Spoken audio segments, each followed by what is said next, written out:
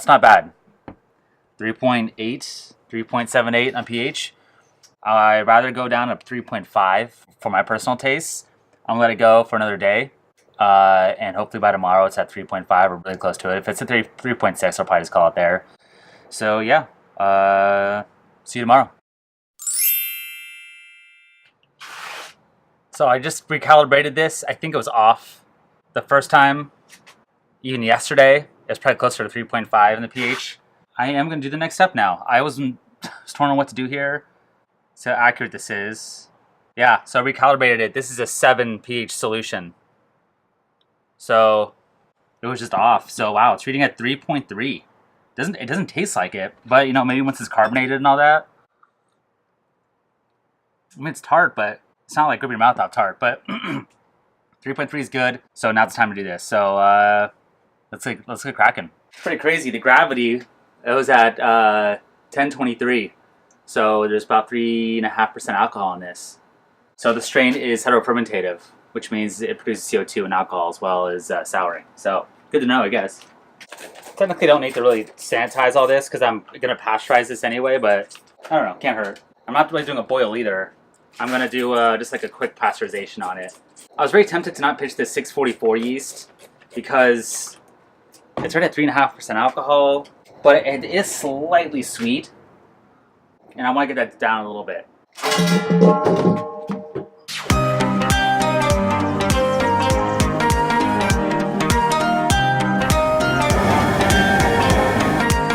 All right, I'm gonna hold it here for about 15 minutes. Got this down to about 75. I'm gonna call it here. The strain can go up to 85 degrees Fahrenheit. I don't know if that's 100% accurate because this was a Brett strain at one point, or labeled a Brett strain, I should say. They relabeled it as a Saccharomyces strain, so it could just be old information on their website. But I'm in the ballpark anyway, so yeah, I'm gonna transfer to a jug and pitch the yeast. So I'm only going to do like a quarter of this, maybe. Because alcohol in this already, like I said, I don't need all of this. It even says here that you can do a whole pitch of this in a 5-gallon batch with no starter at a gravity of 1048. It's always good to do a starter, but there's plenty of yeast in here for sure. Alright, gonna go here, give a little tiny swirl, and check the gravity reading in about a week and a half or so. So I just tasted my Hilgardii sour, and it's tasting pretty solid. It has kind of like a peachy aroma to it. So I'm making a game time decision here, and I'm actually going to add some peaches to this. We've had peaches in our kitchen in a basket for the last couple weeks. They're very, very ripe right now, almost to the point where they need to be tossed. It's a good time to add fruit. I'm going to do it the way I've done it before, which is freeze it. So, there's 3 ways you can add fruit. There's probably more ways, but there's 3 main ways you can add fruit. 1, extract. They have extracts you can buy, and you can put it in drops or in higher forms. I've never dealt with it, but I imagine it probably tastes sweet and terrible. 2, you can buy purees. A lot of commercial brewers do this. I think the main puree company they use is Oregon Puree. I've heard of a ton of commercial breweries doing this. I don't know if it's available on the homebrew level. It'd be worth looking into though, because they sound like they're amazing, and everyone who's used it that I've heard about or talked to says it's great. The 3rd way to do this is to freeze the fruit. I've done this in the past and it's worked great. So what you do is you cut up a fruit, a peach for example. I'm not going to even sanitize it. Gonna cut into slices. Now this for me mainly is so I can fit it into my 1-gallon jug. Also a way to kind of expose all the juice and all the fruits. Yeah, look at this. I mean, look how tender that is.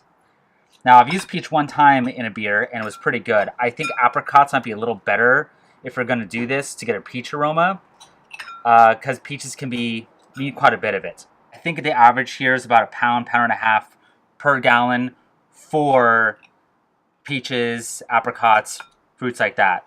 Where raspberries are right closer, like a pound per gallon, maybe less. This is because the skins in here, it's just a denser fruit, so you need a little more. So what you want to do now is I've cut this up into my bowl here. I'm going to then freeze this for about a week, maybe 2 weeks. I think a week's probably fine.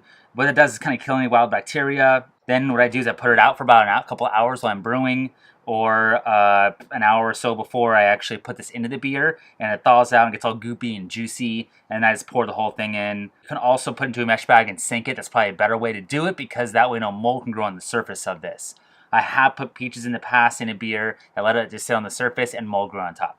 Thankfully, the beer turned out good, but you do not want mold in your beer. Herb home brewers also heating this up and getting it to like a gelatin, which is a way to pasteurize it.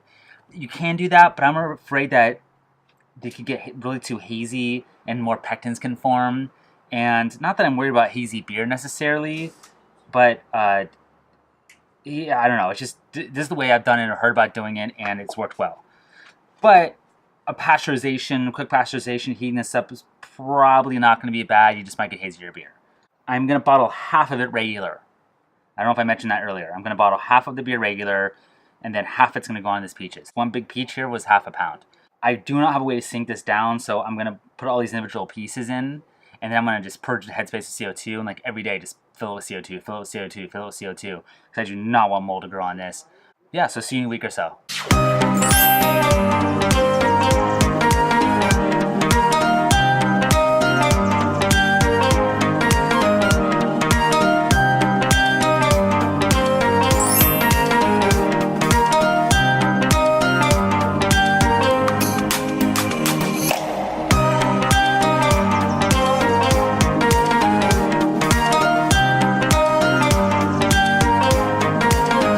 So the only downside to this right now is I really don't have enough beer to do this with.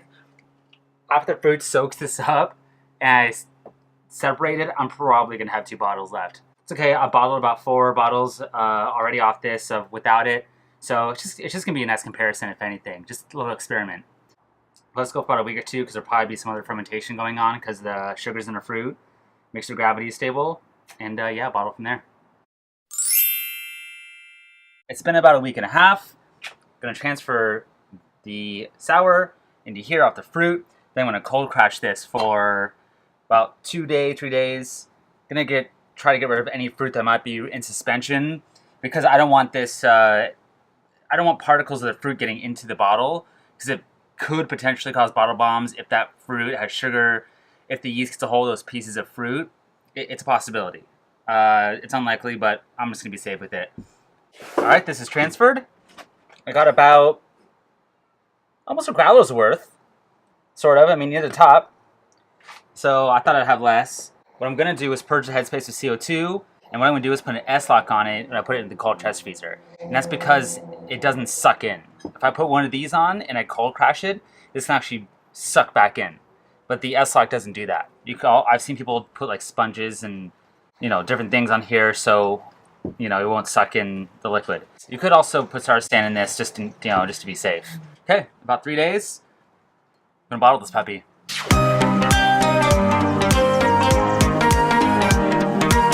Time for a tasting.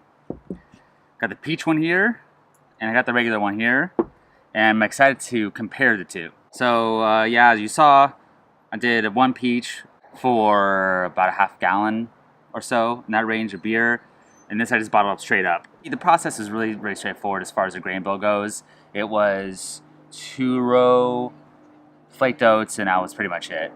No hops. I just want to see what the Hilgardii provided. That was the goal here. I'll link the original brew day in the description below, so you can see that.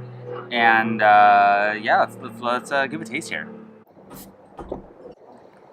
By the way, I got this bowl opener from Sarah. She just came back from Spain last week. Got this for me. Pretty rad. So the regular one seems a little bit more carbonated. Yeah, it is. At least the head on it's better. Okay. I'm going to truth here. So peaches first. Huge peach aroma. Really, really, really big. That's a major, major component right there. That's awesome. Really fresh smelling too, like really fresh peaches. That's good. That's good. The city level I think is good. The peaches are coming through. There's a little complexity to this too. It's not just like straight sour and it ends. That's quite nice actually. There is something at the end here. I'm not quite sure what it is. has like a rotten thing to it, like slightly. And I don't know. We'll compare it to the regular one here and see if it's the peaches imparting this, or if it's just whatever Lactobacillus imparted, or if something else got in there maybe. It's not off-putting, and it's very, very minor. But it's not like stinky feet or isofluric acid or any of that stuff. Which isofluric acid can be like, stinky cheese, smelly feet, that sort of smell, which happens with wild bacteria getting in. So these quick sours, you gotta be careful with making sure you have no oxygen in these, purging the headspace with CO2 or bubbling CO2 through it, and also make sure you get your pH to 4.5 first before you sour. It inhibits those wild bacteria from getting in and ruining it. And that's it. That's good. Really good. Okay, so let's do the regular one. Obviously, the nose is entirely different. Oh, it's good. That's very good. Very clean lactic taste. Very beautiful, sour, complex. Again, this doesn't taste very quick to me. It tastes like I actually sat around for a while. It's awesome to see that Hilgardii can actually do this and actually create these nice lactic acids. Kind of soft though. It's not like harsh acidicness. I think the level's just right for the length of time I did. And I think I kept it around 98, 95 degrees, somewhere in that range. These are both great. Very happy with this turnout. I'm using Hilgardii for something else right now. Stay tuned for that. I want to use it for a long souring too and see what that imparts. So I'm going to play with this for a while. So yeah, stay tuned for more videos. Like, subscribe, all that stuff. Yeah, and get out there and hooray for sour beer.